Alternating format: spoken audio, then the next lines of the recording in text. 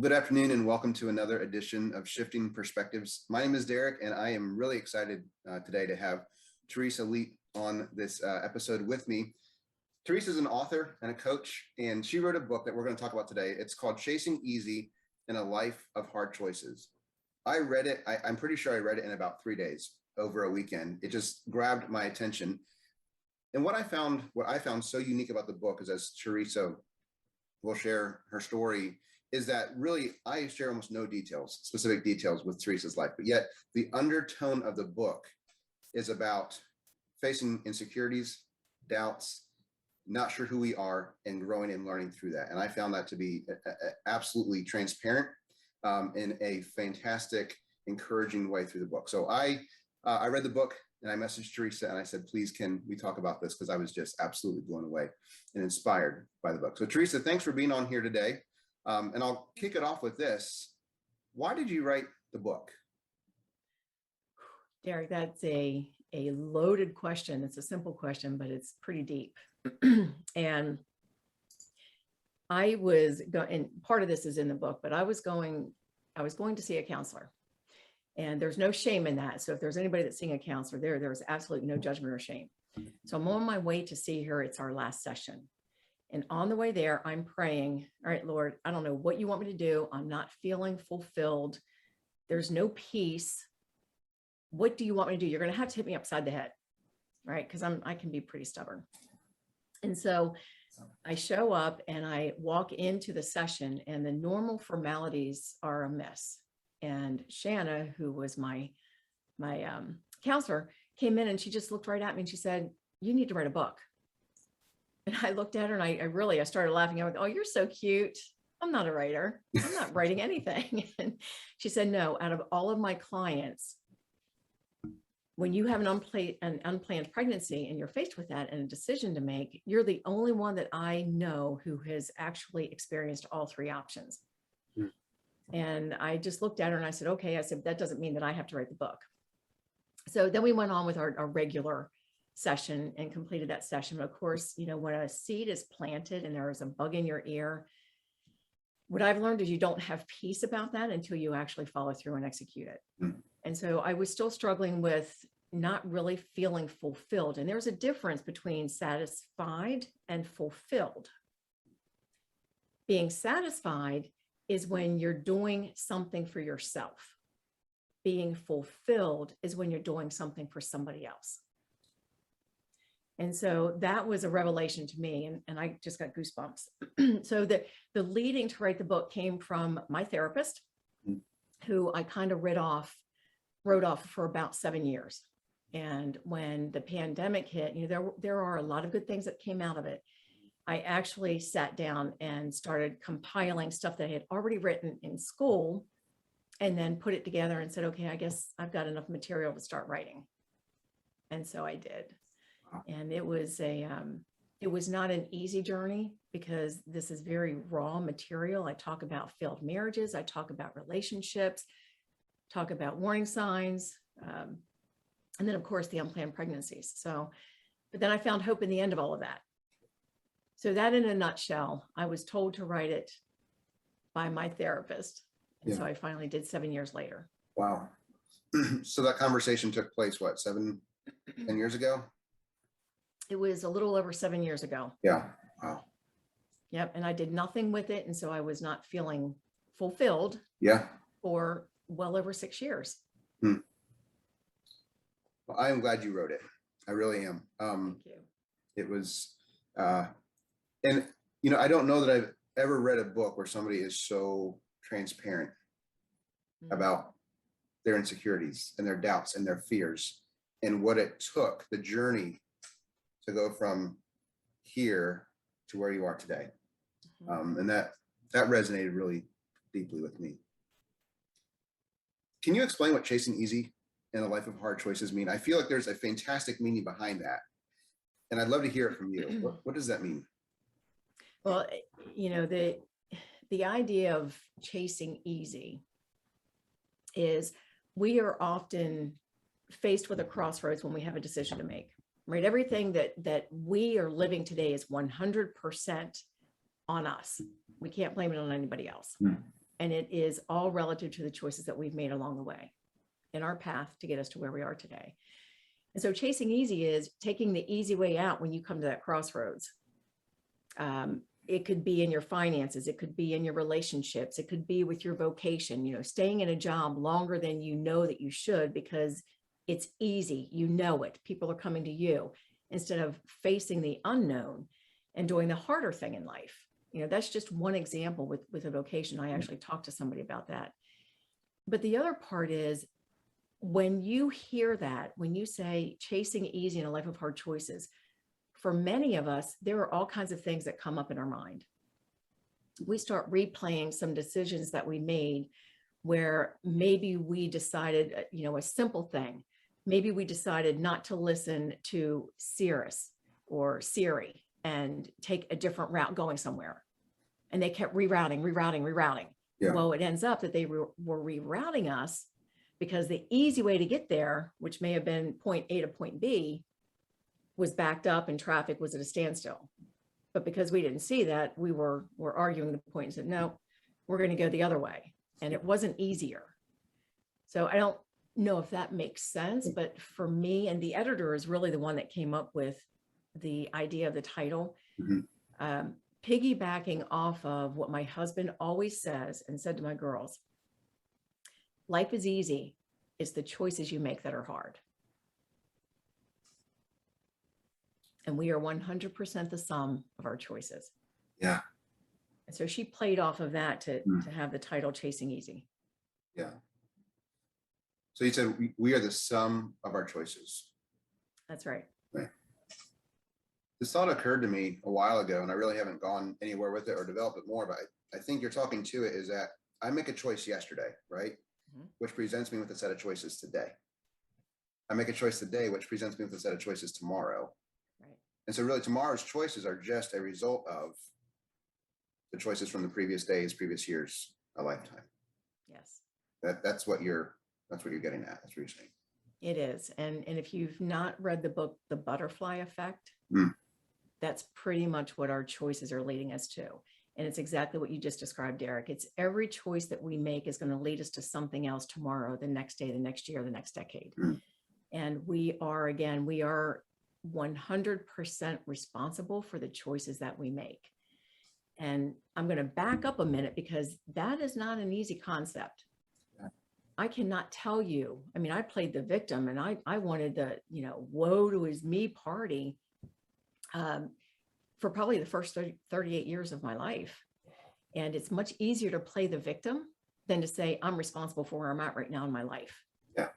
And so my perspective, this is shifting perspectives, right? Yeah. My perspective did not change until probably close to year 40, and I'll be 59. So for people that are, in their 20s or 30s that might be listening to this podcast thinking, I've screwed up way beyond what I could ever recover from, that's a bold-faced lie. And I am living proof of that. So just be encouraged that you can start making small, little consistent choices today that are sustainable to take you through the next year, the next decade of your life. And it can start today. Absolutely. Because for you, it started when there was one day that you're referencing, 38, 40 years old, when it changed. Yep. And it was when I got sick and tired of being sick and tired.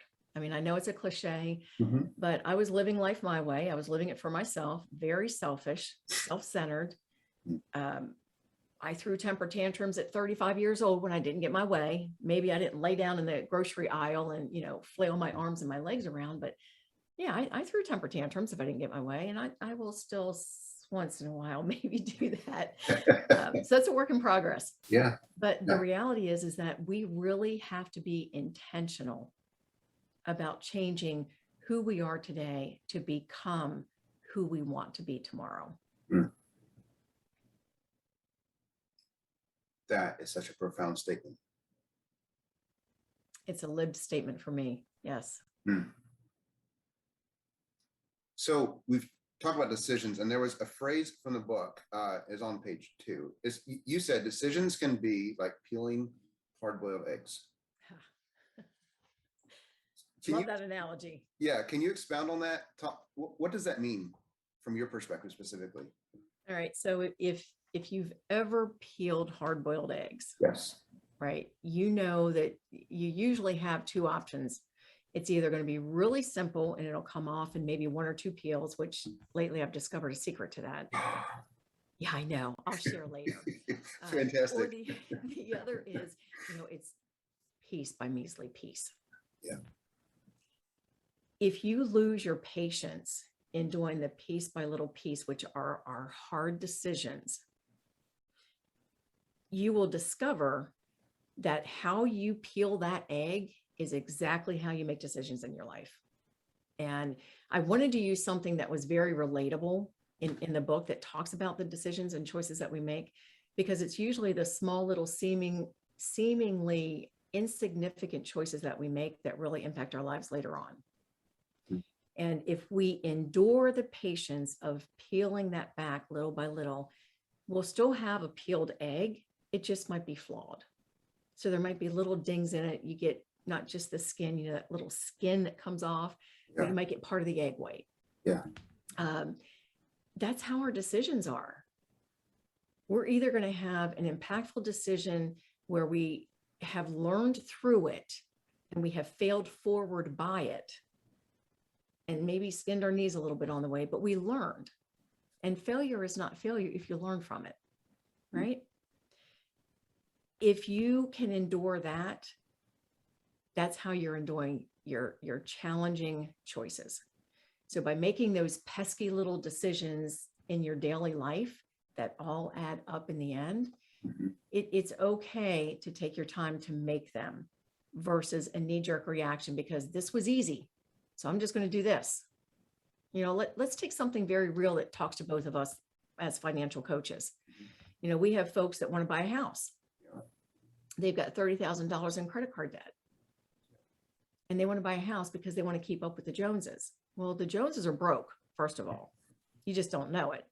Right. And second of all, if you want that house just based on because it's the American way, and you're willing to go even further into debt over it, that's chasing easy. Can you qualify for it? Heck yes, especially today. Rates are low, so people are getting into homes almost like in the 80s when we had the crash. Rates are low, so people are buying homes that they really can't afford. There's the government subsidy that's helping people get into homes. But what happens when all of that goes away? When you've chased easy because you're trying to keep up with an image, right? Your identity might be wrapped up in, we can talk about our identities, but your identity might be wrapped up in your possessions. If you're chasing easy, getting into something that you can't afford to begin with, how are you going to afford it once you're in there when something breaks down? So that to me, with, new cars and with homes, I'm not saying don't do it. I'm saying do it when you're ready to do it and it's not going to create more of a headache. You want to be able to enjoy it. So that's one of the simplest chasing easy translations that I can give you that I see very, very prevalent in the clients that I'm coaching. So what you're describing, and tell me if this is correct in the terminology you use with chasing easy. If I make a choice, if I chase easy in this choice, it's going to present me another choice that even further separates the easiness of the choice from the difficulty of the path that I'm on. Yes. So it diverges as I chase easy. Yeah. And it's juxtaposed, right? We think that if we do this, this is the easy way. It's not going to catch up to me. It's not going to bother me. It's not going to matter. And I know in my own life, that is the furthest from the truth. So it depends on if you're willing. One of the things that I say in the book is that every choice that we make has a consequence.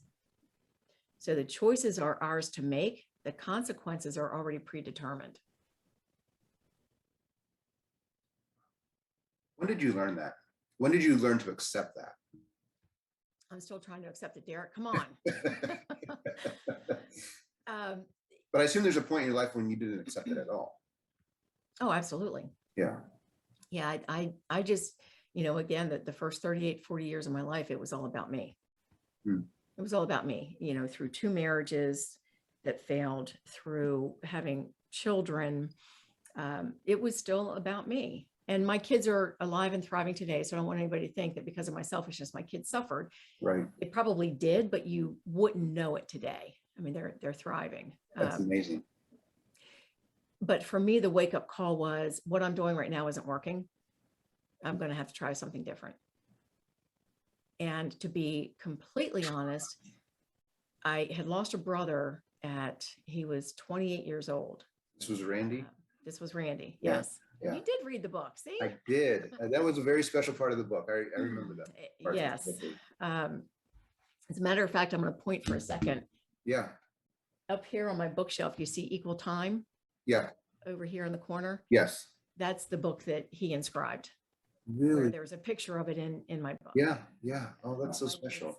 I cherish it. Yeah. Now I forget where I was going with all that. I don't remember.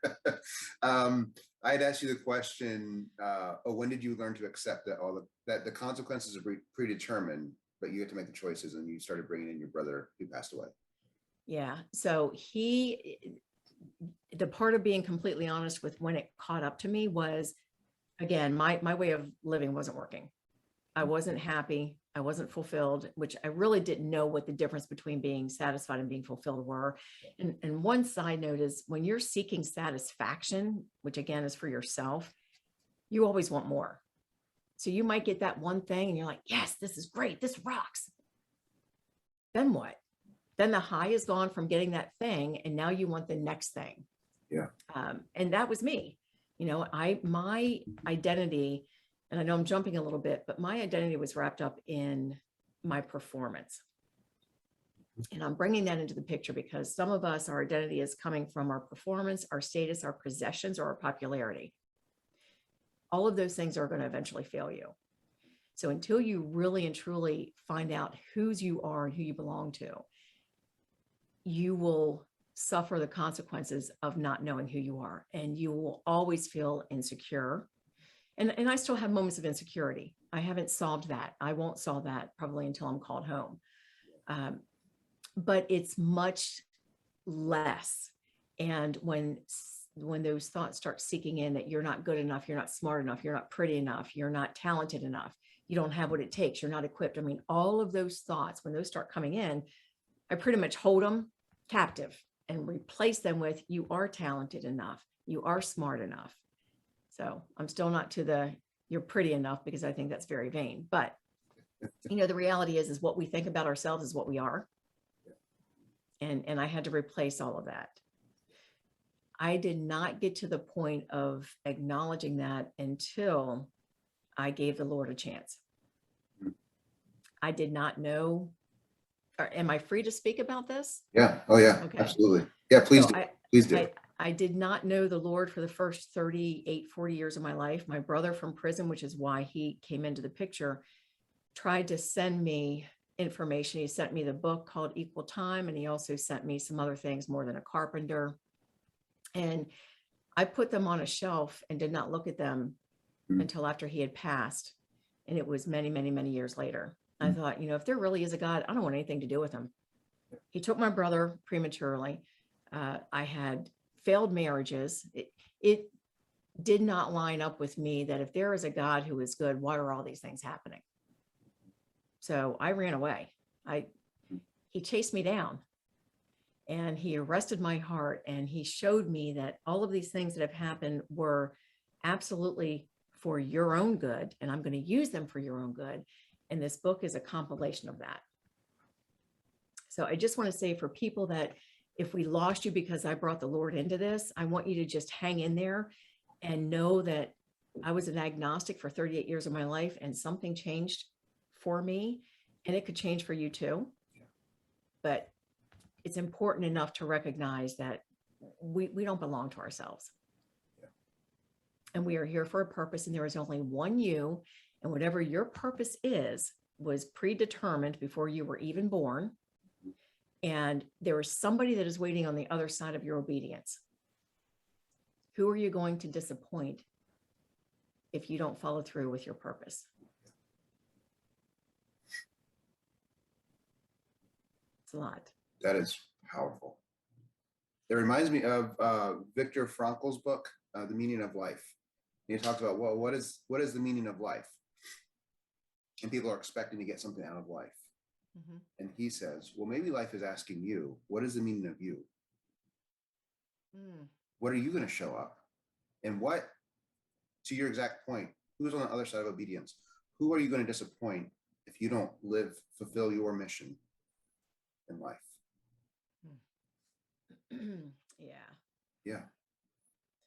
So what I think is so interesting, Teresa, is I gathered a couple quotes from the book that really stood out to me, and I wanted to talk about them with you. And you just referenced one of them. I'm going to read it straight from the book. I typed it out here. Okay. Now where did it go? Let me find it. You know what? There are a bunch of originals in there too. I know. So I'm going to scroll through here and find it because I actually didn't write it down. All right, page 124. This is what you were just referencing. You said God saw it all, the bad decisions, the drug and alcohol abuse, and abortion, 2 failed marriages, and the subpar parenting. Then here is where everything changed. And he still pursued me, and he saw me. Mm. That can still get me choked up when I think about where I was to where I am today. And I by no means have completely arrived. Mm-hmm. But what I will say is that part of writing this book, I thought that I had been healed from many, many things. When I had to collect the pictures. So for those of you that don't like to read, but you like pictures like my father, there's pictures in the book. Yes, there are. I enjoyed them. It gives a real lifeness to all the words, right? Sure. Yeah. But I broke down on several occasions and wanted to give up as I was going through pictures. When I looked at my twins who were born prematurely and weighing 210 and 212, born at 7 months old, I just broke down. I thought, what an absolute miracle they are today. And there is a current picture of them that's in the book to see where they've come from, being in NICU, neonatal intensive care, to thriving today. The God who saw all of my life, going back to the quote that you referenced, to the God who still sees me today has not changed. He's still the same. And I used to think, I'm too bad. I've done too much. I've disappointed him too often. There's no way that he can love me the way that the word tells me that he loves me. Where is that coming from? Who's feeding that? Oh, it was my own, again, my insecurities and my self-doubts that kind of plagued me for many, many years. Even after the Lord found me and arrested my heart, it still plagued me. And, he's okay with those questions, guys. I just want to put that out there. He's okay with you shaking your fist at him and saying, what are you doing? He's okay with you asking him, why me? But the other part of that is, why not me? What makes me so special that I think that I'm not going to ever have trouble? The Bible tells us very clearly that we will. And the reason that we will is because we are all human, wrapped in this flesh, and we are all selfish people. Period. The end. There's nothing outside of that. I just think it's phenomenal how he takes us from the guttermost to the uttermost. The guttermost to the uttermost. Yes. Ah, that is good. Yeah. What? Credit there has to go to Brother Bobby Buck. I don't know that he'll ever listen to this, but I was part of a motorcycle ministry, Christian motorcycle ministry. Yeah. And, yeah. He was one of our preachers. Mm-hmm. And he always would say that because he was kneeling.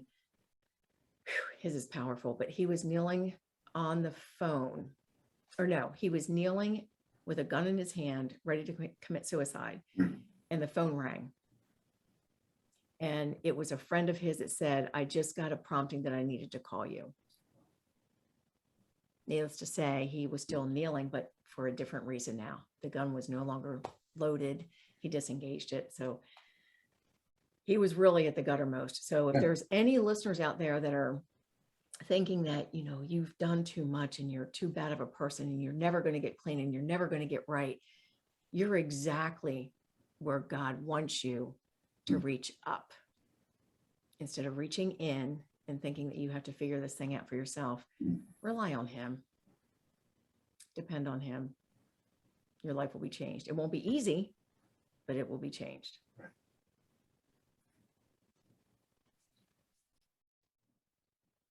When did you stop chasing easy as a lifestyle? That's a great question. I would say that I stopped chasing easy probably at the moment that I found out that I was pregnant with a fourth child, and my husband and I were not going to reconcile. So I had just found Jesus. I just accepted him as my Lord and Savior.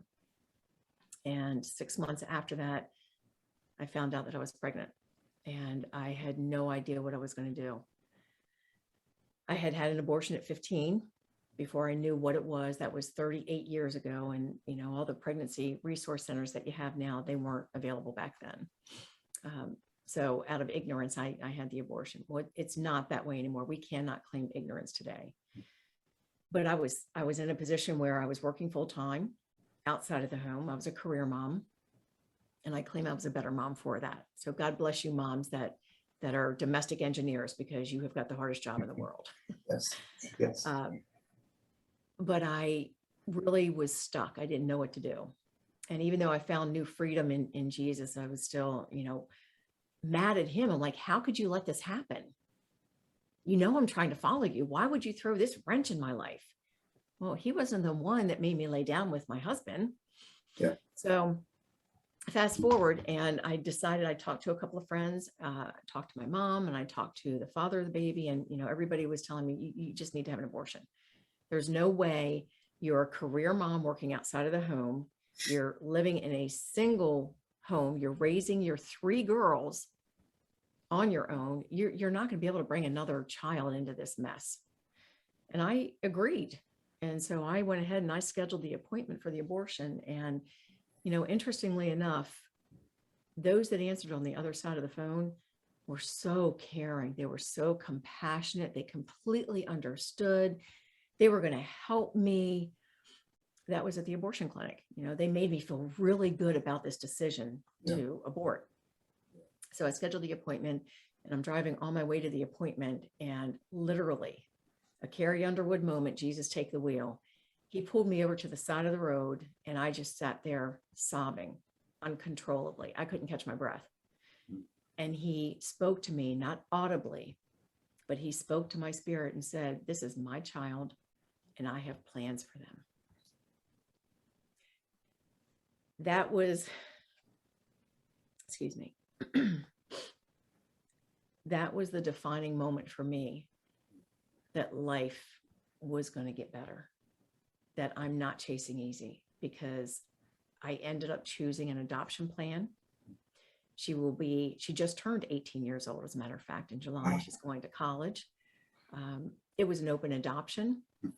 So I got to see her grow up through letters and pictures, and the mom and I talk often, and not as often as I would like, but it was an absolutely beautiful experience. And it was hard. It was very hard, but I had extreme peace over it.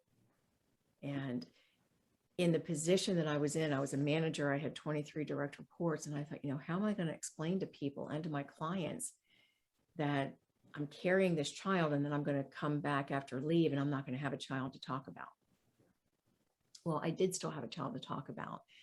And I explained that I am carrying this child for another mommy whose belly is broke. And surrogacy, it wasn't planned surrogacy, but in our culture today, if you want to be a surrogate mother, there is a much greater acceptance than for a birth mom that says that I'm going to choose adoption for my child. But it worked, and she is beautiful and she is wonderful. My girls all know exactly what happened, age appropriate. I told them what was going on, And now obviously they are part of my book and they know about the book and they know all the dirty details.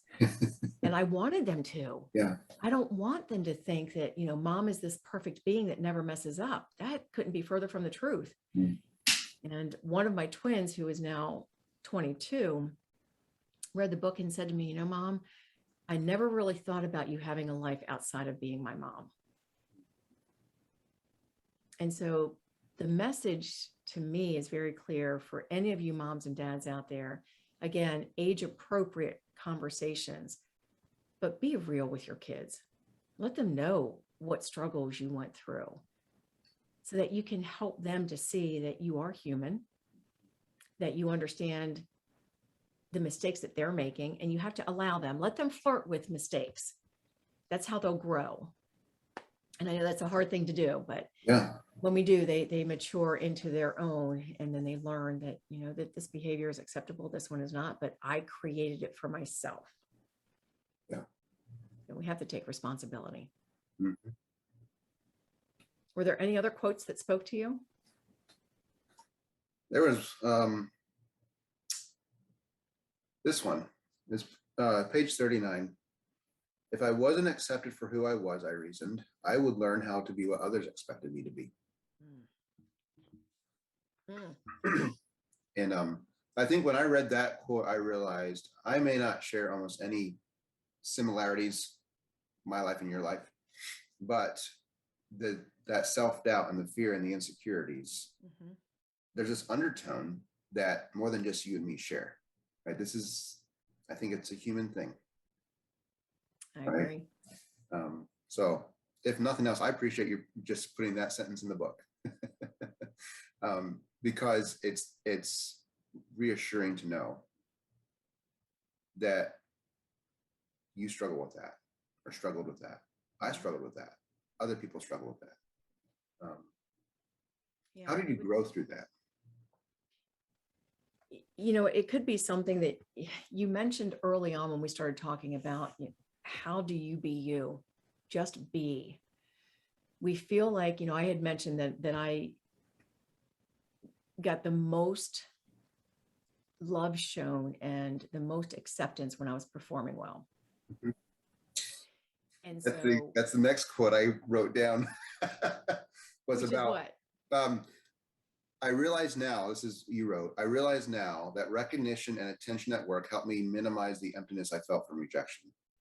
I was able to overlook my relationship failures by succeeding in my professional life. Yeah. So there's something that a lot of us do so that we don't have to tap into the emotional struggle, or really, I call it self-confrontation, so that we don't have to look at what we need to improve on in order to be the person we want to be. Joyce Meyer says we're human beings, not human doings. I'm a doer. I don't know if you follow Enneagram, but I am a very strong Enneagram 3. And so I'm the successful achiever. Yes. Yeah. And I carried that with me. So if there was something that I was hurting from, or something that disappointed me, or with the failed marriages, I just dove into what I was good at. That validated me. That meant I was worthy, because that's the other thing that we struggle with when we have self-doubt and insecurities. We struggle with our worthiness. I'm not worthy to succeed. I'm not worthy for a great relationship or a great marriage. I've already had 2 failed. And we play that over and over in our minds until we realize that that's a play and a ploy of the enemy. Until we realize that and start changing that movie that we're playing over and over in our mind, we're not going to get over that hump. And if you want to smile, even in times of adversity, because it's easy to smile when things are going great, right? Yeah. When you get your way. Yeah. What happens when you're backed into a corner? What happens when somebody overlooks you for that promotion that you are primed for? How do you respond?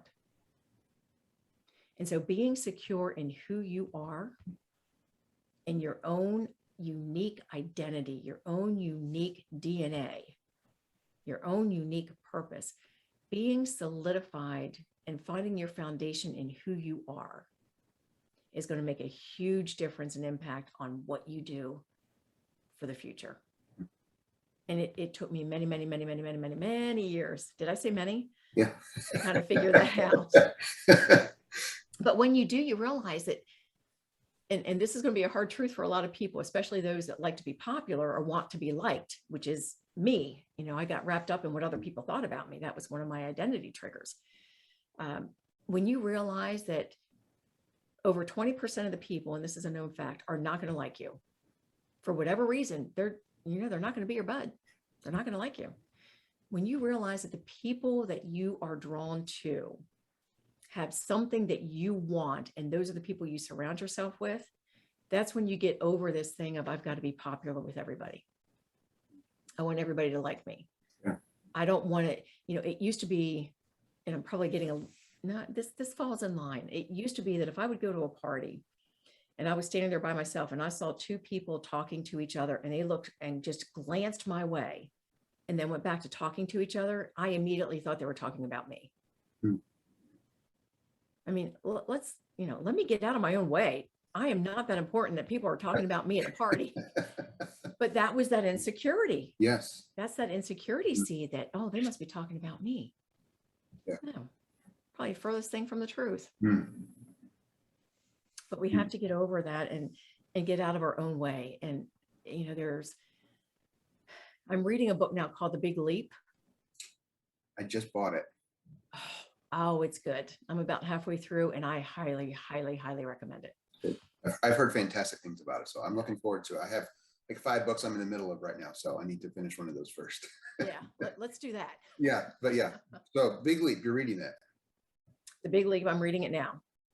Yes. Hmm. And it digs into how we can self-sabotage, how we can keep ourselves from fulfilling our destiny because of thought patterns and because of what happened to us early on that we may not even realize is holding us back from our success. And there are some great examples in there to be able to relay that information to us so that we can relate to the information. So yeah, if you're struggling with, interestingly, some people prevent themselves from being successful for fear of that success. And he goes into that. And I can tell you that I probably will still struggle with that. What would it look like if I was uber successful? I don't know. That's why I claim I never moved out to Hollywood, because I didn't want to be discovered. That's a joke. But maybe there's some validity in there too. Yeah. No, I mean, and to that point, I think it was just a few months ago, I realized that, first of all, I realized that fear of success was actually a thing. Yep.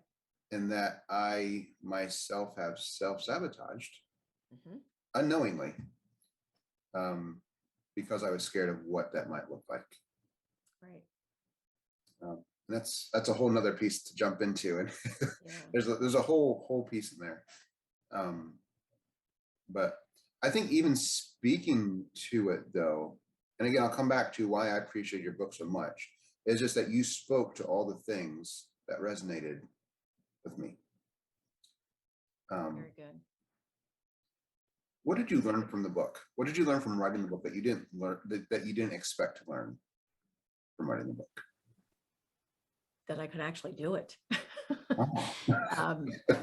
Truly, because the delayed obedience, which is really disobedience. We just like to pretty it up and say it's Sure. delayed. Yeah. I didn't, like Moses, he gave 7 excuses why he wasn't the one. And I gave all kinds of excuses. I mean, I went down the list and I justified with, if the Lord really wanted me to write a book, he would have told me directly. He wouldn't have gone through Shanna to tell me. He would have told me. Well, that's not how the Lord works, because he knows that if he would have spoken to me directly, I would have ignored it, which is what I did. So he had to use somebody else to speak into me. And what I learned is that I'm capable of so much more than I give myself credit for. He equipped me and allowed me to live the experiences in life that I did for the benefit of somebody else. It wasn't for me. And so what I learned is all these things that I've gone through, and it's the same for the audience, the listening audience.